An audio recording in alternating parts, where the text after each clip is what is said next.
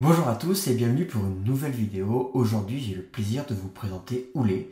Oulé, c'est la présidente de l'association Yeso. C'est une association qui lutte contre l'équité homme-femme dans la tech et notamment tout ce qui est l'IT. L'IT, c'est l'information de la technologie. C'est vraiment un super échange. Nous, on l'a aidé il y a 2 ans à créer son association et maintenant, elle a développé un réseau avec IT Movement Network. C'est un réseau qui est quasi national.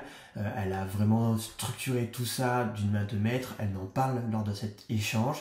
Elle nous donne plein d'astuces pour développer notre association et notamment comment attirer plus de public féminin, comment faciliter finalement des bénévoles à venir dans votre association, ce qui va résoudre un des gros problèmes de nos assos à l'heure actuelle, c'est de trouver des bénévoles, notamment avec des postes à responsabilité. C'est un échange hyper intéressant, moi je suis ravi de l'avoir avec nous, elle fait des TEDx, elle est maintenant dans le top 100 des femmes numériques, c'est vraiment quelqu'un d'exceptionnel. Je vous laisse sans plus attendre avec cet échange. Salut Olé, je suis ravi de Salut t'accueillir. Clément. Je suis ravi de t'accueillir pour une nouvelle vidéo sur notre chaîne YouTube. Hein. L'idée, c'est d'aider les assos dans leur développement. Et aujourd'hui, je voulais pouvoir discuter avec toi sur tout ce qui est féminisation du monde associatif. Voilà, on est en plein développement du monde des bénévolats. Et l'idée que j'avais avec toi, parce que je vois toutes les missions que toi tu portes au quotidien, c'était de pouvoir parler un peu de ça et que tu te donnes des clés parce que même si on essaye, il y a de plus en plus d'actions qui sont sur le parti égalité homme-femme, je crois qu'on est encore très en retard. Et c'est des missions et des projets comme les tiennes qui vont faire qu'on va se développer à vitesse grand V. Donc merci déjà de prendre un peu de temps pour nous et merci pour tout ce que tu vas pouvoir nous apporter. Tu peux déjà dire à tout le monde comment toi t'es venu l'idée de créer Yeso, ton asso du coup? Ouais, je te remercie déjà de m'inviter, de me donner la parole. Donc, comme tu l'as dit, Oulématou Baldé, je suis ingénieure informatique depuis une dizaine d'années et fondatrice de Yeso, un réseau qui s'appelle IT Women. C'est une association qui œuvre pour l'équité femmes-hommes dans le domaine de l'informatique, qui est un domaine où on manque vraiment beaucoup de femmes. Et sauf que le problème de ça, c'est que c'est un domaine d'avenir. Et c'est un domaine qui se retrouve dans tous les secteurs d'activité, dans la santé, dans les banques, l'économie, partout en fait. Et justement, s'il n'y a pas de femmes, c'est pas seulement que économiquement, les femmes n'auront pas leur part au niveau économique. C'est au-delà de ça. C'est que si on prend l'exemple de la santé, par exemple, c'est tous les biais que ça peut amener. Parce que pour travailler sur une maladie, s'il n'y a que des hommes, forcément, il y a plein de paramètres des femmes qui ne seront pas pris en compte. Pareil dans l'automobile, s'il n'y a pas de femmes, les accidents, il y a plus de mortalité. Ça, c'est les études, hein, plus de mortalité chez les femmes et tout ça. Donc, c'est un peu, grosso modo, la problématique dans l'ingénierie dans sa globalité. Après, Ok. l'ingénierie informatique, c'est encore plus. Donc, ta question, c'est qu'est-ce qui m'a motivée à créer mon association? J'ai envie de te dire, l'idée m'est venue depuis mes études, depuis l'université, parce que moi, je suis d'origine guinéenne, donc arrivée en France après mon bac. Mais arrivée ici, c'est pas que je ne connaissais pas l'inégalité homme-femme. J'ai connu plein de choses, dont le patriarcat, par exemple. Mais ici, je me suis rendu compte que l'inégalité, elle est réelle aussi, surtout l'inégalité professionnelle, parce que moi, dans ma promo, quand j'ai été diplômée, déjà en licence, on était 3 femmes, et puis à mon diplôme, j'étais toute seule. Donc, Ouais. j'avais commencé déjà à me poser des questions. Et après, quand j'ai fini mes études, dans toutes les équipes que j'ai faites, dans des grands groupes, des grandes entreprises ici basées à Lyon, j'étais souvent la seule femme. Et donc, du coup, petit à petit, je creusais le pourquoi, je creusais les conséquences, j'essayais de comprendre tout ça et les études, ce que les études montraient ne me rassuraient pas. Donc, j'ai voulu créer, il y a 1 an et quelques maintenant, quand j'ai connu Optimaso, puisque vous m'avez Ouais. accompagné à la mise en place Ouais. de cette association. On a vu le début, ouais. Euh, ouais, depuis le début, donc j'étais en réflexion et vous nous accompagnez depuis. Et donc, du coup, j'ai voulu créer cette association pour déjà sensibiliser sur les métiers de l'informatique, sensibiliser sur l'équité femmes-hommes, parce qu'en fait, avec toutes les tout à l'heure, je disais, j'ai creusé pourquoi et tout ça. Et en fait, ça se limite pas seulement à du sexisme, ça va jusqu'à l'éducation qu'on donne aux filles et aux garçons dès l'enfance. Il y a plein de thématiques sur ça. Et donc, j'ai voulu créer une association qui œuvre de la maternelle au monde du travail sur cette question d'éducation équitable, sur cette question d'audace chez les femmes et sur cette question aussi de donner un peu, enfin, de laisser un peu de la place aux femmes aussi quand il s'agit des hommes. Donc, voilà un peu pourquoi j'ai créé cette association et aussi parce que moi j'en souffrais, parce que j'ai toujours été dans ce domaine-là qui est très, très compétitif. Être seule femme, c'est être la représentante de toutes les femmes. Donc, ça veut dire quoi? Ça veut dire que quand tu n'es pas bon, c'est toutes les femmes qui ne sont pas bonnes, en fait. Ouais. Et quand tu es très bon, parfois aussi, c'est quelqu'un d'autre, un homme juste à côté qui va se vanter qui va prendre le mérite des choses. Et moi, du coup, ça m'a... un truc, ça. Oui, ouais, vas-y. Ça me fait... En fait, tu vois, moi, j'ai bossé à la Ligue d'escrime Nouvelle-Aquitaine.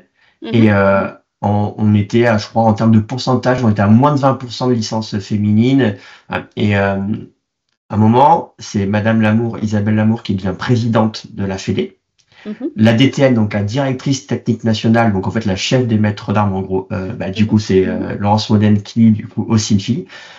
Et nous, notre responsable en Nouvelle-Aquitaine, donc des maîtres d'armes, du coup, c'était aussi une fille. Et en fait, on a mis plein de choses en place qui a fait que les filles en fait s'identifiaient à elles et donc de plus en plus de filles. Et en plus, on a eu la chance d'avoir une figure internationale qui est donc Laura Flessel et qui a permis justement de développer toute cette partie-là.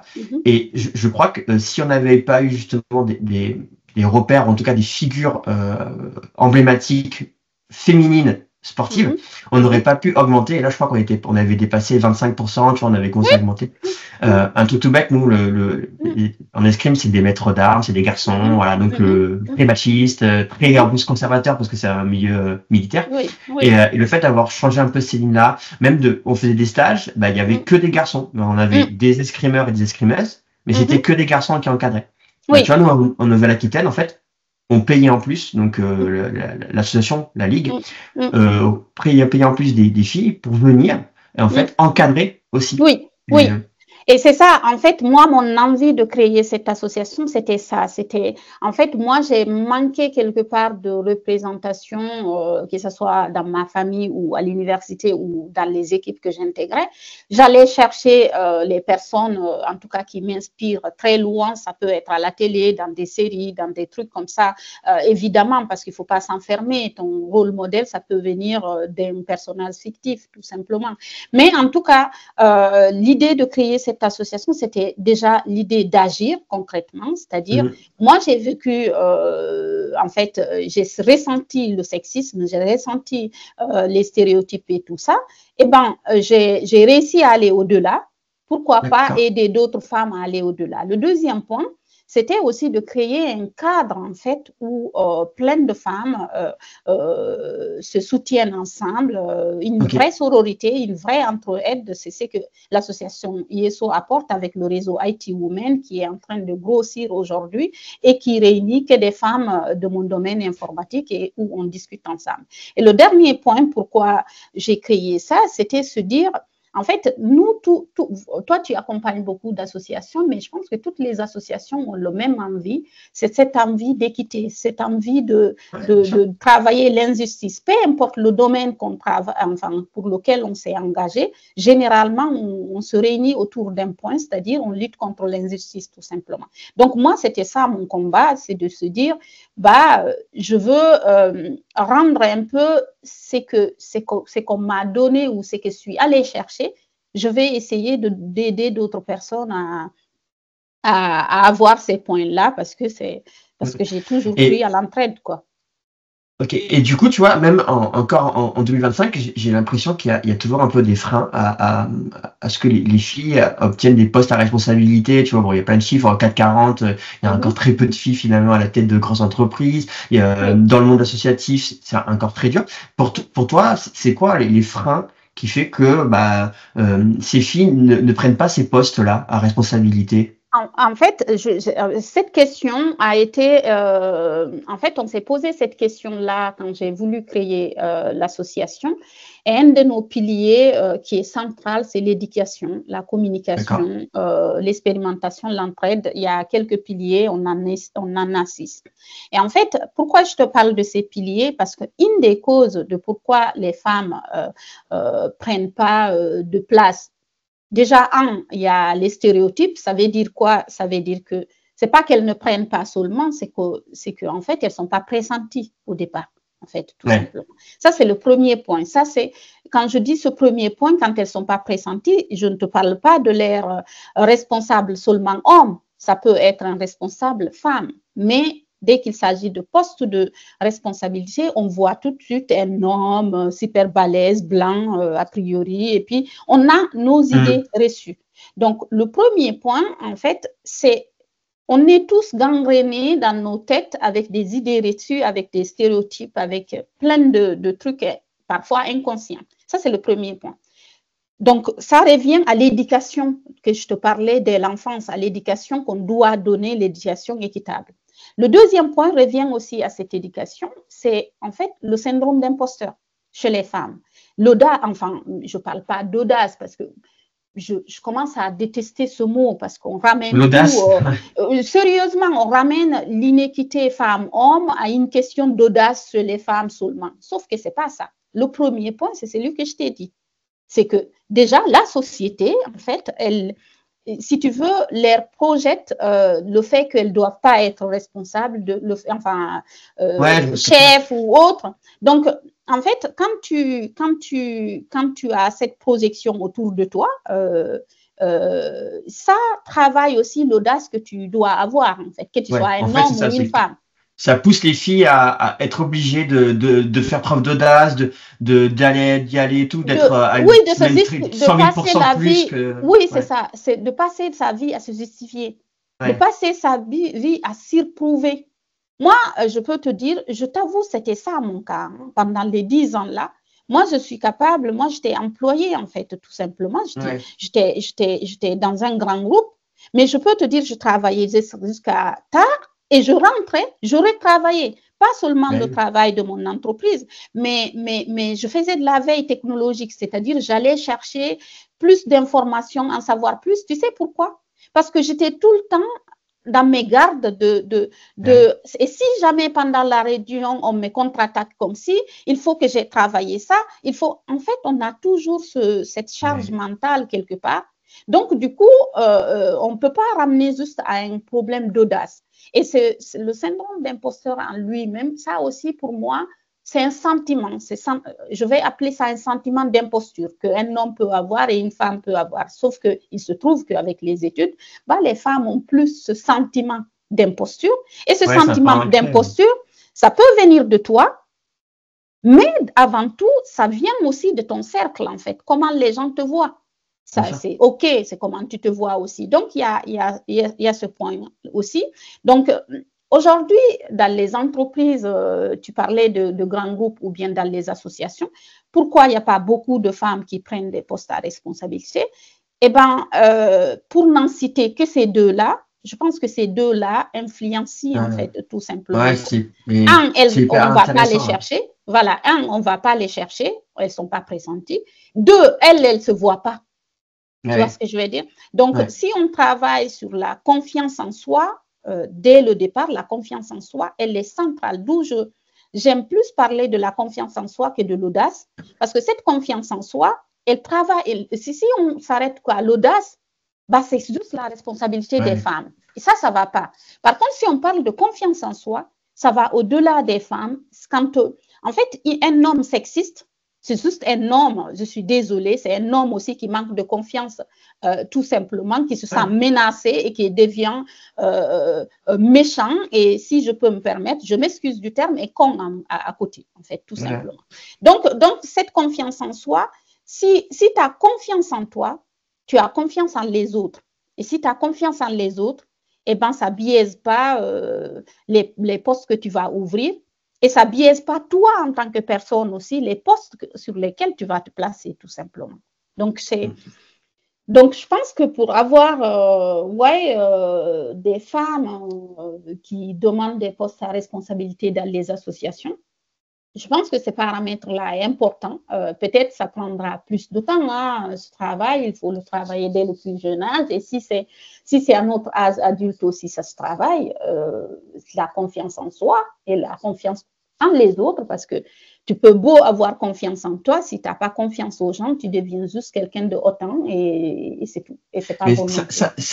moi, j'aime beaucoup ce que tu as dit sur la confiance en soi parce que tu vois, je le vois sur les mauvais managers qui ont peur justement comme tu dis, que quelqu'un prenne sa place. Mais en fait, tu vois, même garçon-fille, je vais mettre tout le monde sur le même piédestal, c'est que si tu es mauvais manager et du coup, t'as peur qu'on prenne ta place, on va te surcharger de boulot, on va te mettre dans plein de situations stressantes où on va essayer de te pousser à la faute tout le temps. Et dès que tu vas faire, et dès que tu vas faire une petite erreur, ah, ben, tu vois, là, t'es nul, là, t'es pas bon. Et à force de répéter ça, ben, toi, tu vas quoi? Moi, j'ai toujours cru que j'étais nul en anglais. C'est pas une blague. Parce que à l'école, j'ai dû avoir une première mauvaise note parce que bref, j'ai pas tout compris. Et du coup, on m'a dit que t'es nul en anglais. Ben, au bac. Bon, désolé maman, mais au bac, j'ai eu 1. Mais parce qu'en fait, j'ai lâché complètement. Et du coup, en anglais, je faisais mes maths, je faisais tout sauf de l'anglais. Parce que on m'a rabâché que j'étais nul en anglais, donc moi, c'était acquis. C'est ça. Et en fait, aujourd'hui, tu vois, grâce à Netflix, en fait, moi maintenant, je regarde tous mes films en anglais, sous-titrés, et je comprends. Je vais à l'étranger, je parle anglais, je me fais comprendre, tu vois, machin. Et en fait, je me dis, je suis pas si nul que ça, du coup. Mais vu qu'on me l'a implémenté un moment dans ma tête quand j'étais gamin, et en plus, plus t'es gamin, plus c'est facile de te manipuler et tout, de mettre des trucs. Et je crois que quand t'es bon manager, tu fais l'inverse.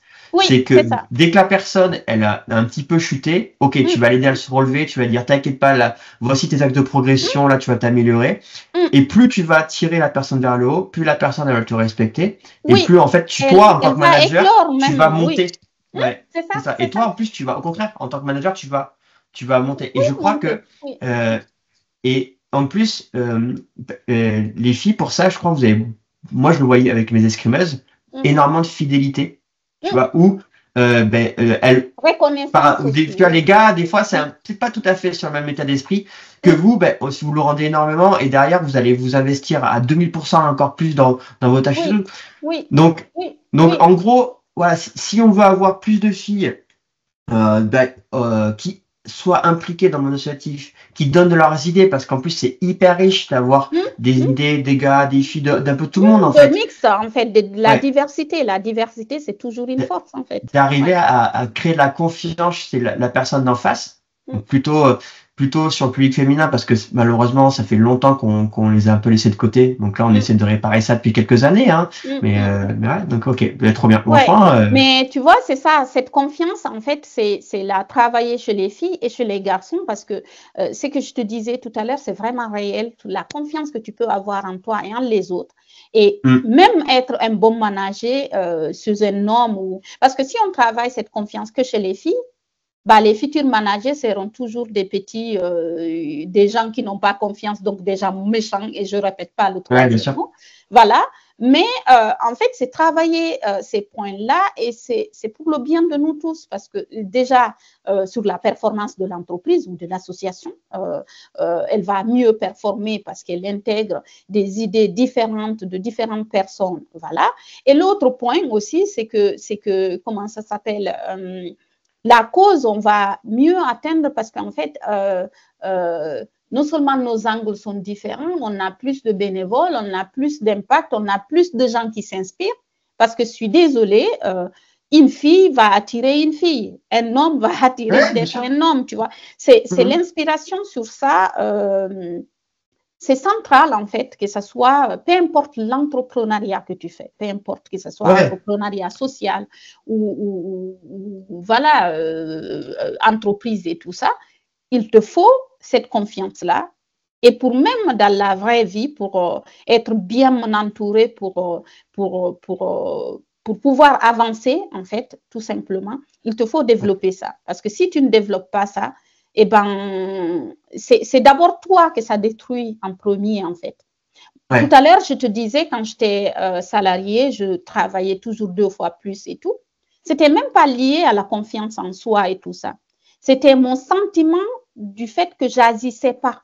Du fait que si jamais je suis pas bon, c'était même pas pour ma confiance parce que moi, j'ai développé une confiance en moi, mais je peux te dire, les gens qui me connaissent, c'est un truc de fou. C'est en fait, même quand je ne connais pas, eh ben, tu m'interroges, je vais te dire, je ne connais pas ça, mais par contre, je connais ça et je vais mettre en avant ce que je connais, en fait.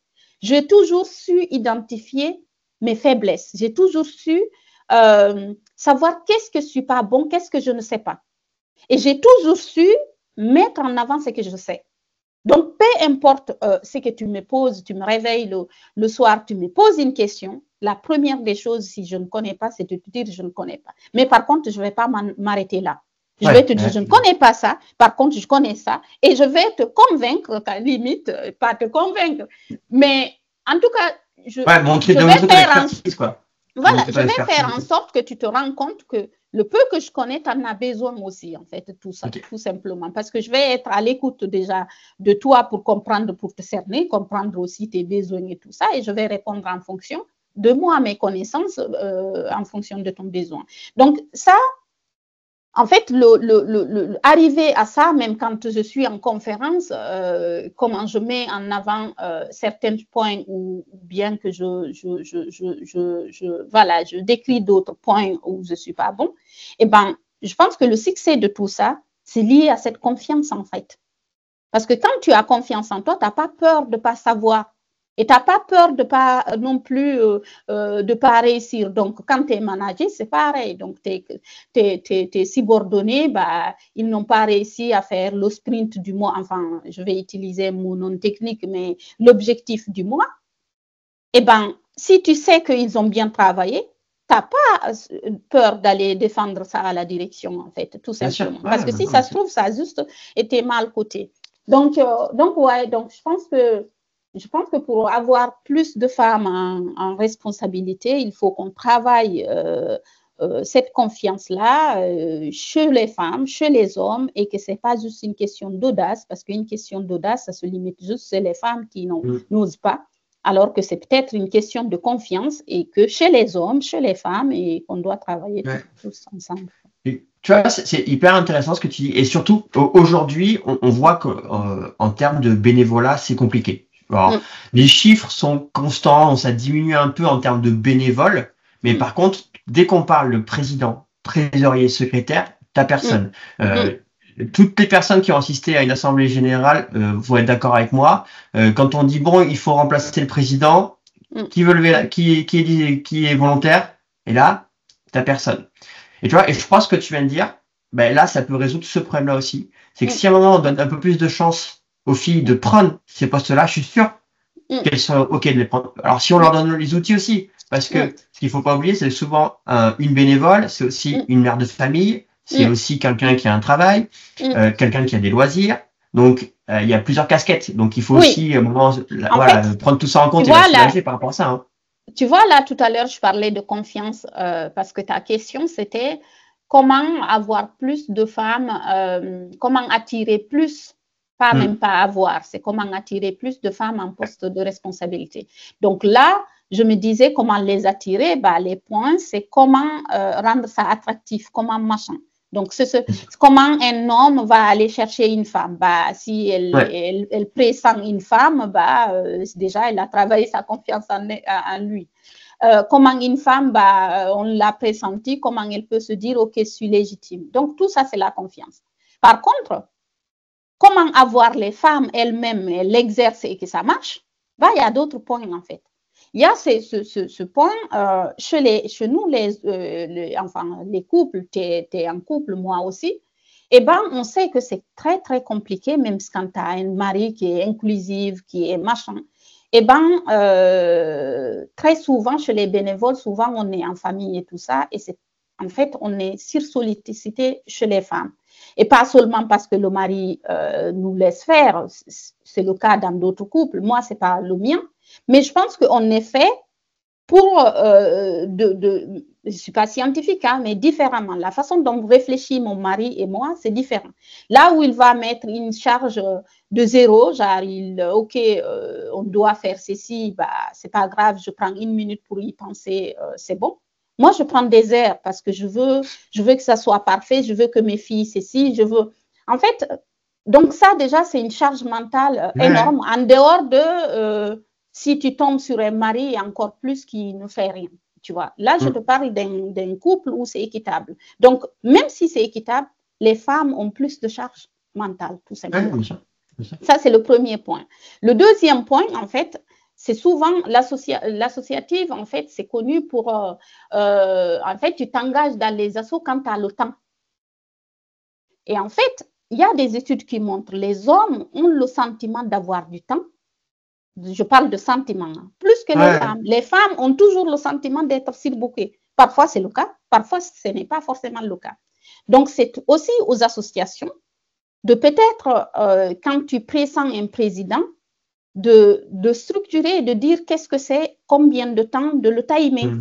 Combien de temps ça va te prendre. Si jamais vous nous rejoignez, eh ben, c'est le poste de président, mais concrètement, c'est quoi ce poste? Pas seulement en tant en responsabilité. Concrètement, c'est quoi? C'est quel temps ça demande? Quelle responsabilité? Détailler ces trucs-là et de ne pas hésiter, en fait, de faire des binômes, des trinômes. Moi, dans Yeso, c'est comme ça marche, en fait. Yeso, c'est pour être président ou en tout cas trésorier ou autre, tu as moins la peur. Pourquoi? Parce que dans Yeso, toutes nos actions sont des projets différents. En fait, Yeso héberge des squads. Ce qu'on appelle squad, c'est les sensibilisations. Équipes, voilà. Des sensibilisations en primaire, c'est une équipe à part, une direction à part. Sensibilisation au collège, c'est une équipe à part, une direction à part. Et pareil chez le réseau rôle modèle ou bien, en tout cas, chaque action a sa direction. Donc, la direction de l'association a le sentiment de ne pas trop avoir de charge parce qu'elle chapeaute de quelque chose qui est déjà chapeauté en bas, en fait. Et ceux qui arrivent dans les équipes de différents projets, eux aussi, ils ont moins la peur parce qu'ils se disent, je vais intégrer une association, mais je ne vais pas tout. De toute façon, moi, je chapeaute que ce petit truc. Sauf que ce petit truc, c'est qu'ils ne savent pas, c'est un gros truc, en fait.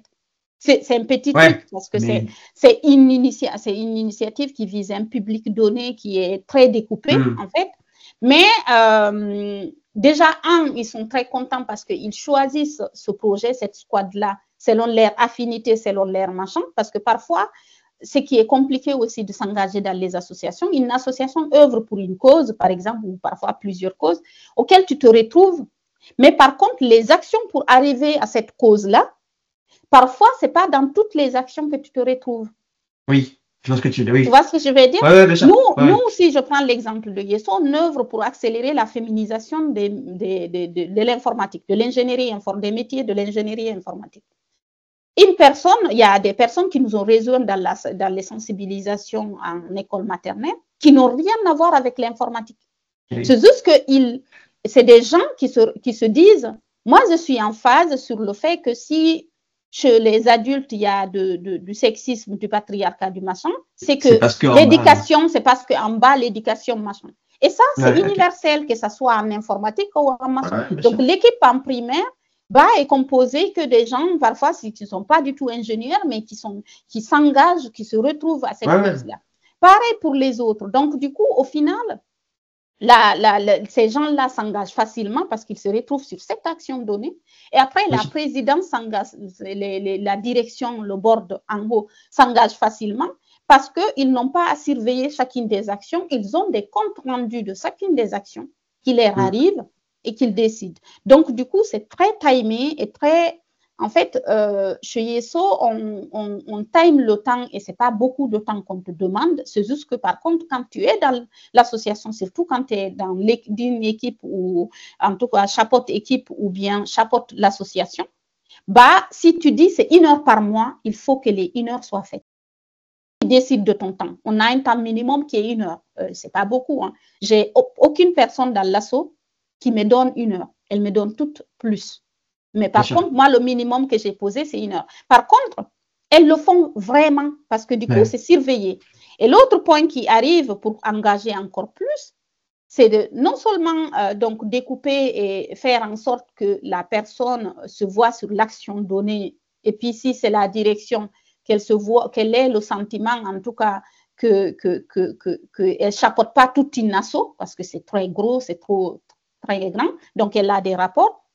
L'autre point qui se rajouterait à ce truc-là, c'est que chez Yeso, l'engagement n'est pas, tu n'arrives pas chez Yeso et tu dis, tu t'engages, tu dois te projeter sur 5 ans, sur 3 ans. Non. En fait, si tu arrives dans une squad de Yeso, tu es engagé au trimestre parce qu'on fonctionne au calendrier scolaire. Tu es engagé dans l'équipe de cette action-là au trimestre. Donc, de septembre l'engagement, il est minime, quoi. Il est pas. Il est au trimestre. Par contre, c'est renouvelable tant que tu veux. Jusqu'à présent, là, à part une seule personne, parce qu'on a fait l'année de test est terminée, là, on est en année sur le terrain, à part une seule personne et qui a eu un congé maternité, je n'ai pas une seule personne qui n'a pas reporté. En fait. Mais sauf que, en fait, les gens s'engagent facilement parce qu'ils ont la visibilité sur leur calendrier sur ces 3 mois. Donc, c'est facile pour eux de s'engager. D'accord? Pour la présidence, c'est différent. Le bureau, là, c'était les équipes des actions. Pour la présidence de l'ASSO, l'engagement aussi, ce n'est pas à vie, c'est à 1 an. C'est à l'année. Voilà, donc après, tu renouvelles. Tu sais que tu t'engages 1 an, à fond pendant 1 an et c'est bon, quoi. Voilà, et chacun des postes, que ce soit trésorière ou autre, il y a 2 personnes à chaque fois. Et tu dois. Ce qui fait que vous êtes engagé à 2 et vous trouvez le binôme. À chaque truc, c'est une première personne que j'ai et je lui dis, moi, au minimum, pour les équipes, c'est 4 personnes. Chaque équipe est gérée par 4 personnes. Une personne qui me contacte, elle veut être à la tête d'une squad, d'un projet. Je vais lui dire, je vais lancer un message dans le réseau déjà de l'ASSO. Et aussi, je vais lui dire d'aller chercher les gens à qui elle a de l'affinité. Donc, l'équipe, forcément, c'est des gens qui travaillent, qui se connaissaient ou qui travaillaient ensemble, qui propulsent le truc. Pour la présidence, c'est souvent 2, pas 4. Et là, en fait, c'est la personne, je ne lance pas un message. La personne qui veut être trésorière, c'est à elle de trouver son binôme de trésorier. On va l'aider, forcément, mais ça fonctionne comme ça. Et je pense que ça fait que je n'ai pas de problème ni bénévolat, ni d'équipe. Si j'ai d'autres problèmes d'orgas, de machin, et puis ouais, mais tu as une belle structuration, quoi. Ta structuration, elle est vraiment là et c'est un exemple. Et ce que tu nous livres là, franchement, que je conseille à toutes les assos, quoi. C'est une super structuration qui roule et au moins, si tu en as un qui part, c'est facile de le remplacer. Comme tu dis, vu qu'en termes de tâches et de charge de boulot associative, tout est réduit, c'est 3 mois, c'est c'est facile. Allez, je suis capable de m'impliquer 3 mois. Des fois, c'est ce qui fait peur, c'est de dire, je m'implique 4 ans ou un truc comme ça, où là, c'est peut-être trop, quoi. Donc là, c'est cool. Oui, franchement, et surtout, en fait, le dernier point qui soutient ça aussi, c'est que la vision globale de toutes les actions, chaque action, quand tu arrives à la tête d'une squad, en fait, la ligne éditoriale de cette squad est posée déjà. Parce qu'en fait, ça fait partie c'est ce que ça porte moi. Je pose tout ça.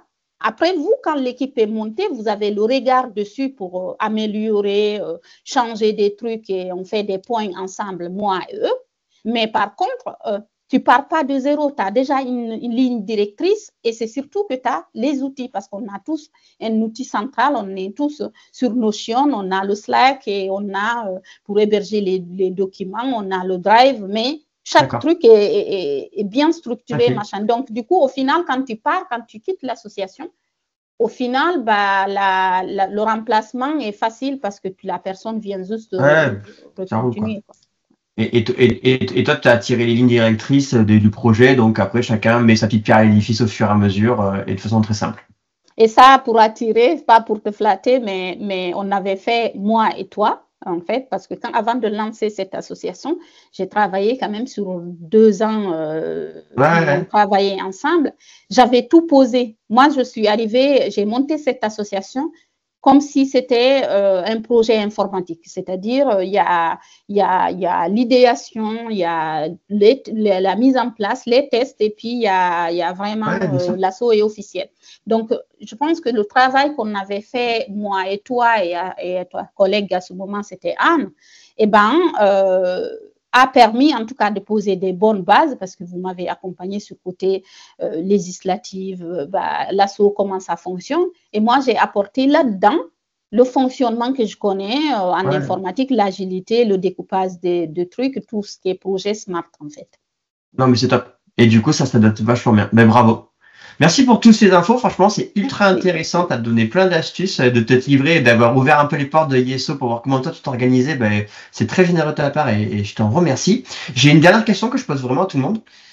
C'est un petit plus. Est-ce que toi, tu as une ressource à nous donner? Donc, par exemple, une chaîne YouTube, un podcast, un blog ou des choses que tu aimes bien aller voir qui peut aider le monde associatif, plutôt sur le sujet égalité homme-femme, ou si tu as autre chose, voilà, c'est pour nous aider et continuer à s'enrichir de tous les jours. En fait, le monde associatif, je regardais ta chaîne, puisque en fait, c'est comme ça que j'ai demandé un accompagnement tu m'avais connu grâce à YouTube. Voilà, j'ai connu Optimasso grâce à YouTube et du coup, j'allais regarder les tutos que tu faisais.